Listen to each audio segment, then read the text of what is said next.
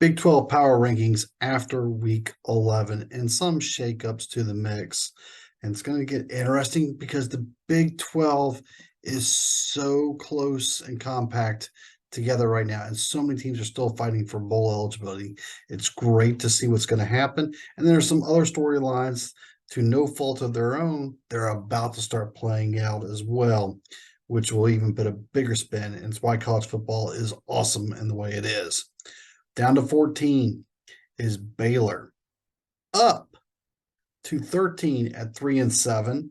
Also joining Baylor is Cincinnati because Cincinnati was able to finally get out of the cellar.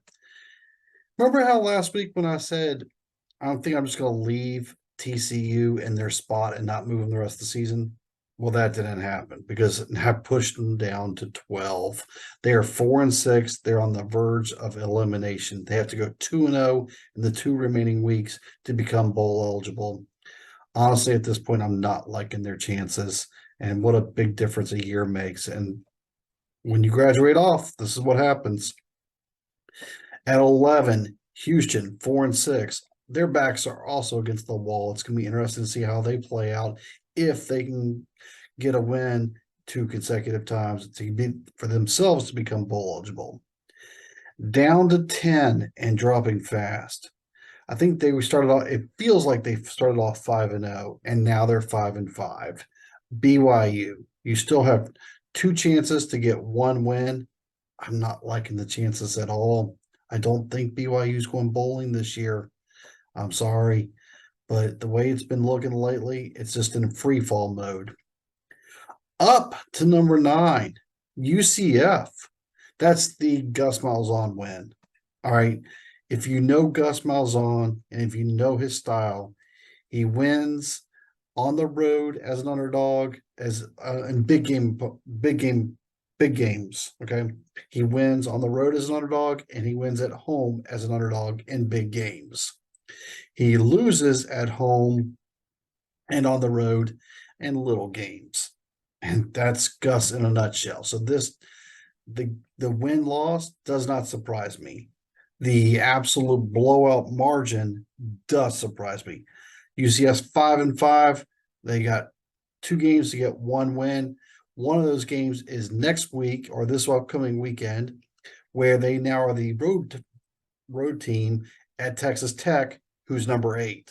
Texas Tech road victory against Kansas. Yes, Kansas had to play their 3rd-string quarterback for most of the game, but still, road victory, last-second drive, last-second field goal. Great win. Down to 7, West Virginia. You'll be moving back up, I think. But for now, you're at 7. That was a big loss to Oklahoma as far as margin goes. You're going bowling. You've exceeded expectations, and I think you will rise back up the power rankings as the season concludes. But for now, you're at 7.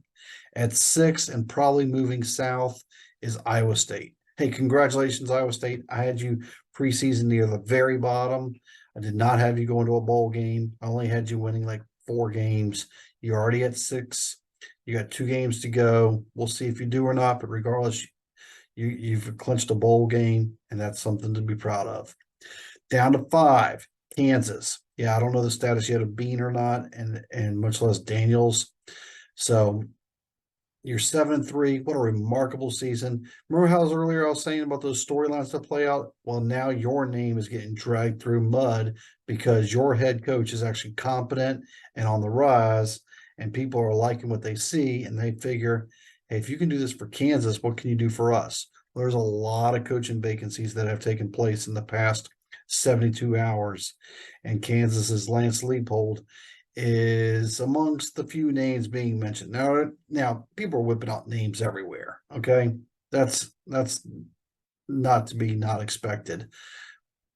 But as a fan of those teams, you hate it when your coach gets his name mentioned, assuming you actually like your coach. So that's where Kansas is right now. At 4, Kansas State, 7-3 and looking good.